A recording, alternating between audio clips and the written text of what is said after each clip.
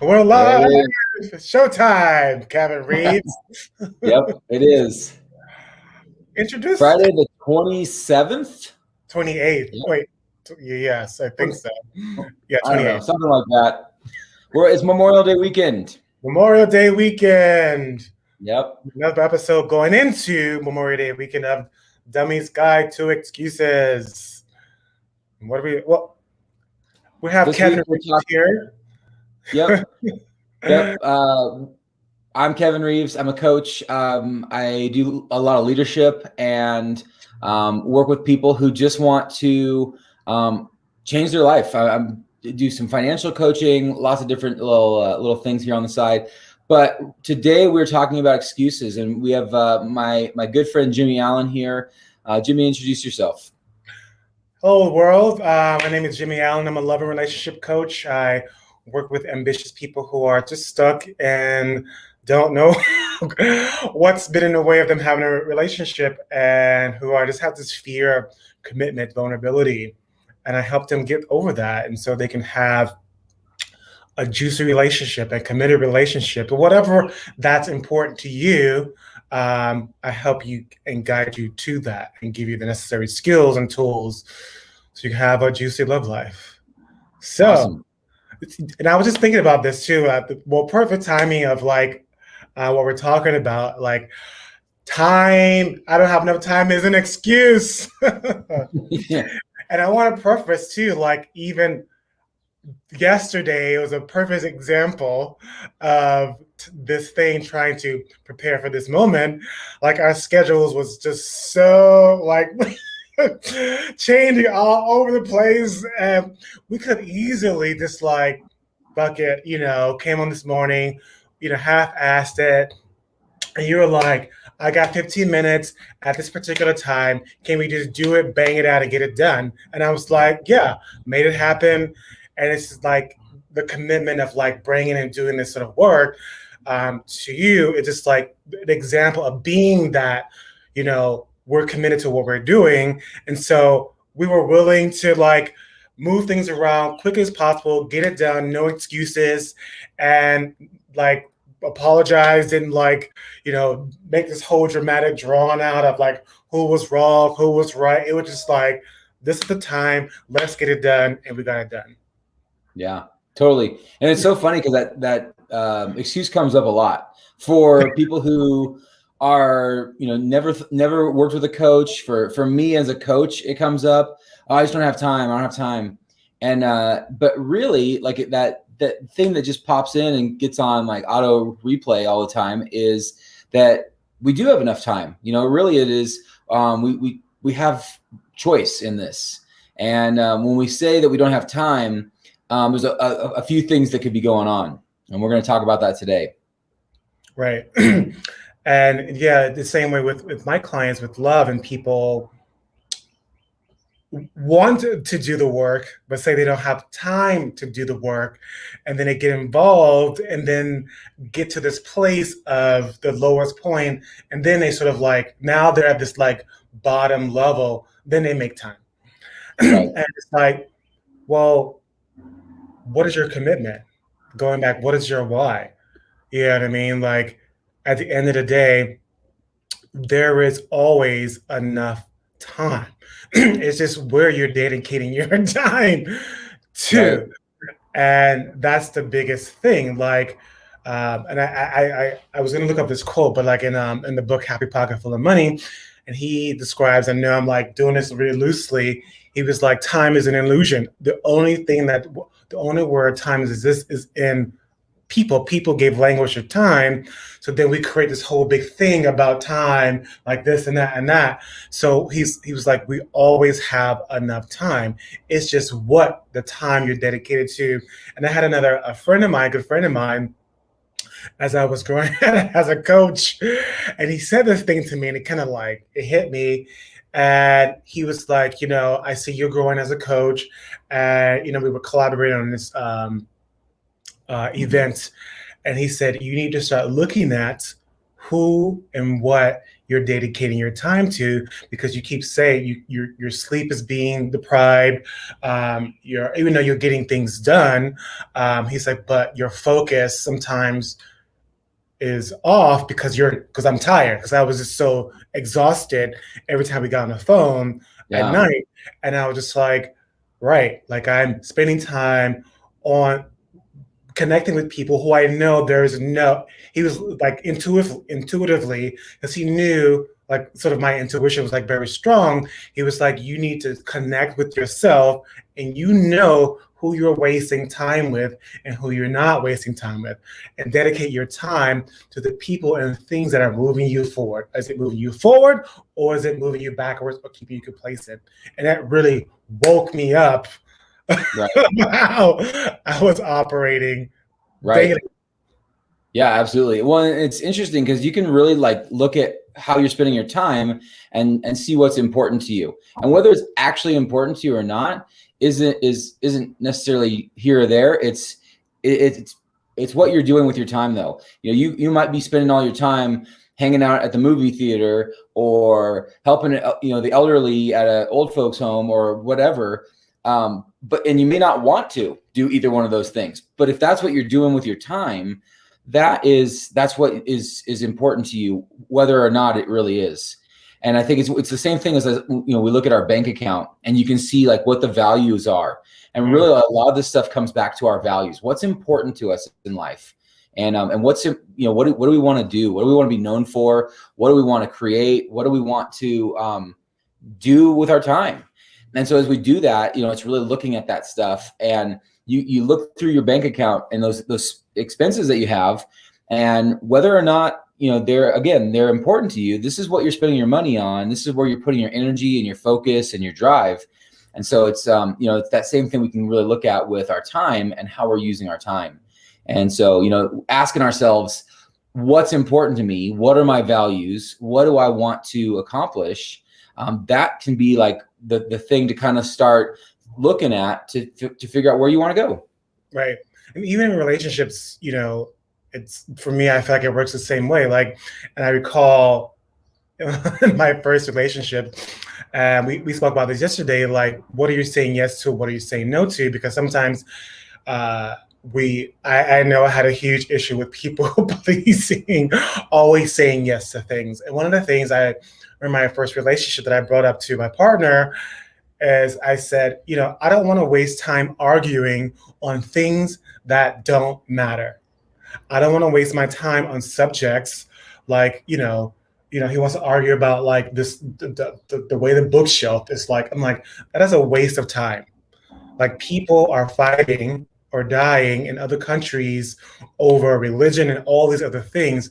I don't want to sit in my relationship and waste time arguing over this one thing that could just be done, but with you or me can be easily taken care of.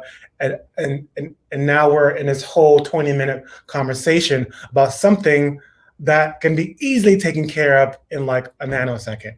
So it's like sometimes, like, not for me, establishing boundaries with your partner of like, let's just spend time on growing and moving forward, not wasting time arguing over things that's not moving the relationship forward. Right. Well, it really is like you're budgeting your time. It's like with money, you only have a certain amount of money, and that's great. Everybody has a finite amount, and we get to, excuse me, we get to figure out how to use it. And it's the same thing with our time. We have a certain amount of time. Nope. Sorry, I'm busy. So it was my son. He just woke up. So we're live and the sun woke up. Yep. But it really is figuring out how we budget our time and what we're doing with that. And so and we have a choice, and we can give some to people, we can give some to ourselves, we can use it to do charity work. There's so many different things we can do with our time. And like you were saying, we talked about this yesterday. It's saying no to good things to be able to say yes to the best things. Right. And really it's that prioritization of what's important to us and how do you want to use your time? Because Right. there's a lot of great things out there that you might want to give your time to, but they might not be best for getting you where you want to go, Right. or just for what you want to be known for, or that kind of thing. And so we have to say no to those things. And then there's like what you were talking about, like the whole people pleaser thing, where you're really like just saying yes to a whole bunch of stuff that you have no interest in doing, and you know it, but you're still doing it, and it's that's the thing that's really challenging. Right. And what comes up for me too right now is like, I think I shared with you yesterday, like, I did a really rigorous training for 7 months, but I got a really sense of like time, people use time is a real excuse. And I was literally, I don't know what the hell I was thinking, but I was getting my certification at the same time. That was 6.5 months. I was in this other training that was on top of that. That was 7 months. Then I was working 2 gigs, 2 jobs, and I was coaching 8 people. And I don't know how I made that work, but I made it work and still had time to go to the gym, go and work on my relationships with people and spend time. I just stopped using time as an excuse and stopped wasting time on things I know that didn't serve me anymore. So when I hear people say I don't have time and they tell me what they're doing, I'm just like, it's still an excuse. There's somewhere in your life that you're wasting time. And I always challenge people who take this program, and it was like, any advice? And I said, especially if you're in a relationship, I said, put your family on a calendar. Most of us don't put our relationships or children on a calendar. I say, listen, this program is really tough. There's a lot of work going into it. Put your family on a calendar. This is a non-negotiable time slot for you, your kids, individually, with your wife, because that is your time with them. And trust me, and even that was passed down to me from somebody else. He was like, you need to put everything in your life on a calendar, from going to the movies, what time you're going to wake up, going to the gym, eat. And it was like a game changer. Like having that routine really, even now, I look at how I get through the day. I'm like, damn, I have so much time left because I've dedicated time throughout the mornings and I get all these things done. And now I have time to dedicate more things to my craft. Yeah. Yeah. It's interesting too, because, when you brought that up, it made me think of just how sometimes there's different seasons in our life. You were talking about being so busy for that chunk of time with all your jobs and coaching and all this stuff going on. And it reminded me that when I was selling my house in Colorado, we were getting ready to move to California. We had all these projects that had to get done like immediately. My wife and I were both working full time, and we were raising 3 little babies basically. And so like we were just like strapped with time, and it was really Sure. hard. So we really focused on the house and getting those projects done so that we could list it.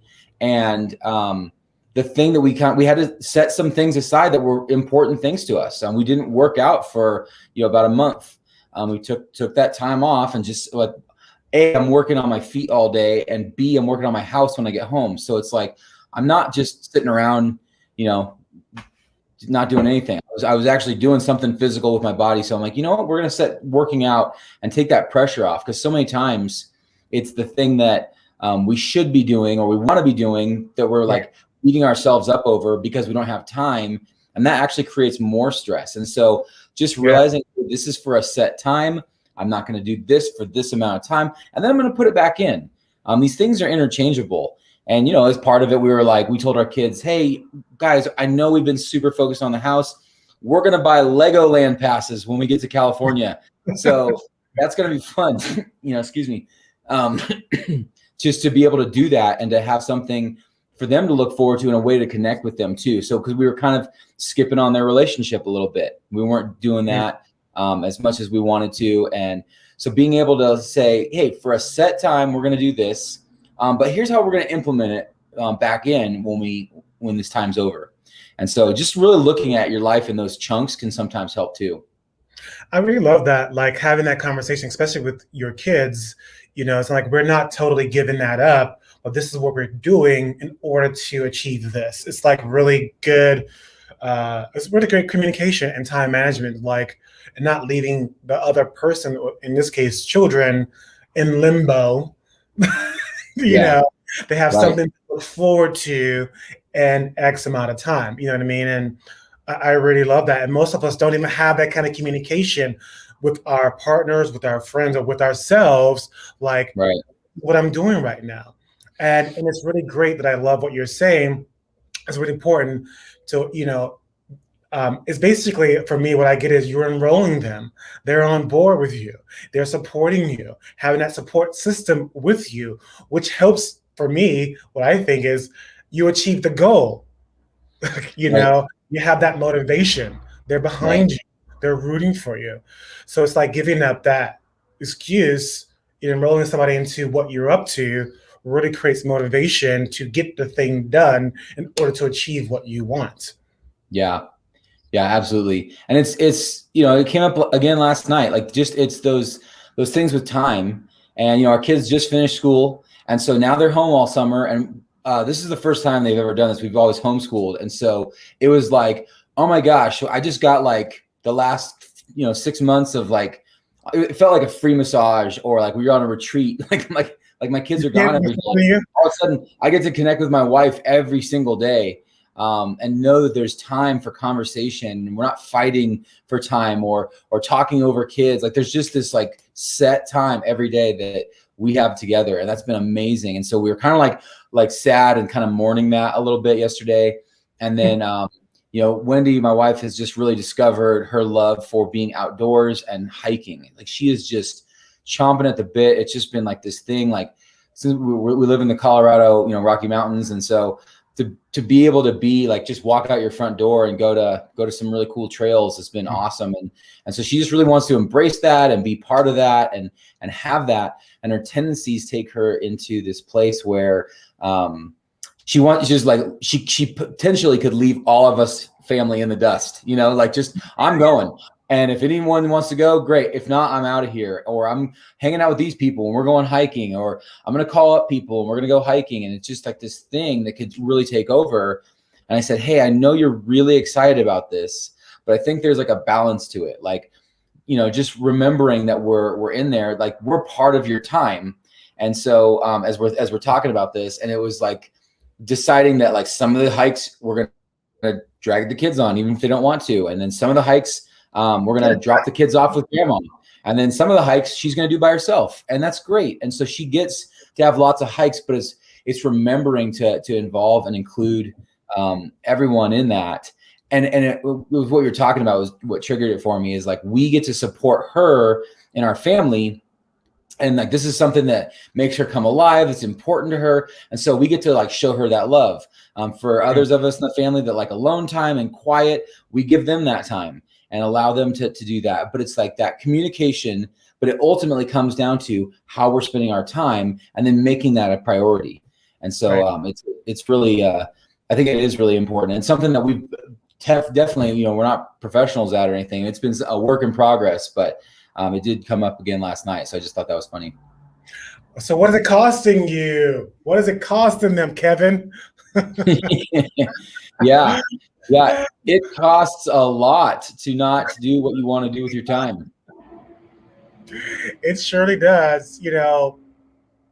One of the things that comes up for me, what is it costing, especially the recent interactions, it's just costing them freedom and peace of mind, and staying stuck in that perpetual cycle of I'm not good enough.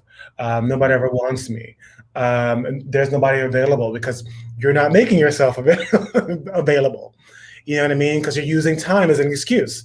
You know what I mean? It's really costing you, your relationship with your kids, your family.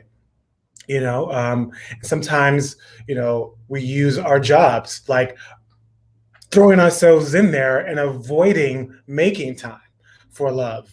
It's really costing you sometimes anxiety and stress. And sometimes when I have my schedule overwhelmed with stuff and I'm not like on doing what I will need to do, I get very frustrated and stressed out. And it affects my body. And I have to like pause and get myself back on track. Okay, what's important to me? I can't use time as an excuse. I'm dedicating myself somewhere that I should not be dedicating myself to, and I'd be more mindful of my time and who I'm spending my time with, and giving Right. my what am I saying yes to, and what am I saying no to? Well, and it really lends itself to like creating the perfect environment for you to start believing those things that aren't true, and to Right, start saying, "Oh, I never get to do this," or "I wish I could do this more," or all these things that we start telling ourselves because, "Oh, I just don't have time." Like that's ultimately the bottom line. So, well, since I don't have time, like I can't work out like I want to, or I can't hang out with my friends, or I can't do this, I can't do that. Like all these like things that aren't necessarily true, but it just really creates like the perfect container just to hold that in our life and then walk around with that, which we've talked about in other times, and just said that it's not true. Like it's straight out not true, and we believe it. And so yeah, this is really like just it's being honest with yourself and really looking at yourself to say like, okay, do I have time for this? Like, yeah, it's important to me. I'm going to make time. We said yesterday, if the refrigerator stops working, or the sink starts flooding, or you have a leak, or something happens in your house, it didn't matter if you didn't have time for that. You figure out time for it because it's a priority. And it's the right, same thing with anything. Yeah, there's other things that are going to get set aside, but you do have time for what you want to do. right. And it's asking the question, especially in a relationship, like, is this conversation moving us forward or is keeping us the same Right. place? The same place it. Like really being honest and not blame or shame the other person in any relationship. And especially I'm a big believer of that. I'm like, I want to move forward. I don't want to waste 10, 20 minutes, especially with friends. I've had these conversations with like my best friends, and if somebody get upset, like I acknowledge it and I want to move on. I don't want to like sit here in 20 minutes and unless it's something like really pressing, you know, I want to spend my day with the person I'm with, loving on them, being fun with them, being happy with them, being innovative with them, being Yeah. adventurous with them. That's when I come to the table, that's what I want to bring. That's what I want to spend most of my time with. It's like saying yes to that and no to the crap. Right. Right. Mhm. Absolutely. Uh, Yeah. Really, really good stuff. And I think that's the thing that, we always ask, always talk about like a little solution at the end of these things, and just talk about like, how do you kind of like fix this or become aware of this? And it is just asking yourself those questions. What is important to me? yeah. What do I want to spend my time on? What am I spending my time on? I mean, we do the same thing with budgeting, right? We write down all our expenses and go, man, I didn't know I was spending so much money on eating out, or I didn't know like my Uber. water bill is going up each month, like that kind of thing. Hmm. And so it's really looking at like, what am I spending my time on? And maybe you find out, hey, I mean, that might be a good solution for you, is just to start writing down what you're spending your time on. Yeah. For me, I realized I was just doing the blind, like scrolling thing on Facebook. And that was, so annoying, just like wasting my time, just like scrolling through, seeing what's going on. And it's like, I could have gotten so much more done there if I had just cut that out. And so I did. Yeah. But it's really just becoming aware of those things. Right. And that's also one of the reasons why, as we wrap up, is why you hire a coach, because Right.